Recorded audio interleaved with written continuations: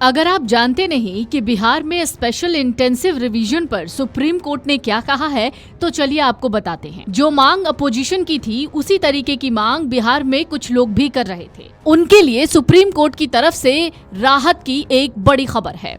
इसके साथ ही चुनाव आयोग के लिए जोर का झटका धीरे से है।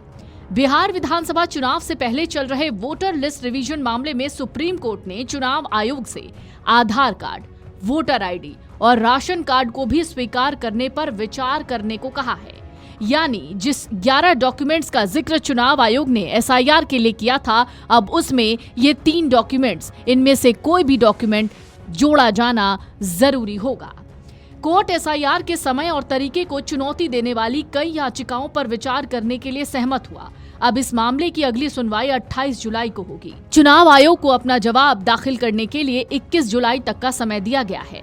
जब 21 जुलाई को चुनाव आयोग अपना जवाब दाखिल कर देगा, उसके बाद 28 जुलाई को सुप्रीम कोर्ट अपना आखिरी फैसला सुनाएगी।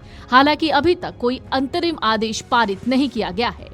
जस्टिस सुधांशु धूलिया और जस्टिस जॉय माल्या बागची की बेंच ने चुनाव से कुछ महीने पहले ही संशोधन शुरू करने के चुनाव आयोग के फैसले पर सवाल उठाया। कुछ ऐसा ही सवाल अपोजिशन पार्टी की तरफ से भी उठाया जा रहा था।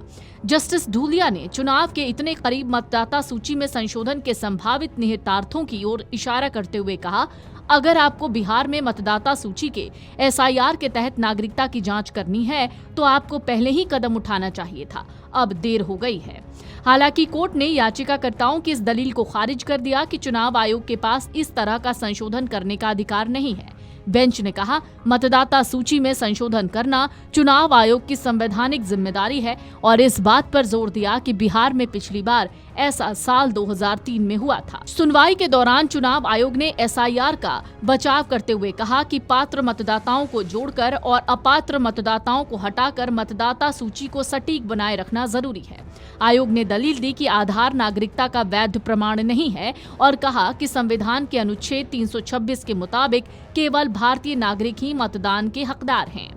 चुनाव आयोग की ओर से पेश वरिष्ठ वकील द्विवेदी ने सवाल किया, अगर चुनाव आयोग के पास मतदाता सूची में संशोधन करने का अधिकार नहीं है, तो फिर किसके पास है? तमाम आरोप प्रत्यारोप, संशय और सियासी शोर के दरमियान सुप्रीम कोर्ट ने इस पर सुनवाई की। सुनवाई में पक्ष और विपक्ष की तरफ से कई दलीलें दी गई थीं। सुप्रीम कोर्ट ने चुनाव आयोग को 11 दस्तावेजों में आधार, ईसीआईसी और राशन कार्ड को शामिल करने का सुझाव दिया। अब इस मामले में एक और सुनवाई 28 जुलाई को होनी है। चुनाव आयोग ने दरअसल इस दौरान कहा था कि साल 2003 में जो एसआईआर में कराया गया था, उसमें 3 ही डॉक्यूमेंट्स थे। आज हम 11 डॉक्यूमेंट ले रहे हैं। Video desk amarujala.com। अगर आप ये वीडियो YouTube पर देख रहे हैं तो हमारे चैनल को सब्सक्राइब कर बेल आइकन दबाएं और Facebook पर देख रहे हैं तो हमारे पेज को लाइक करें।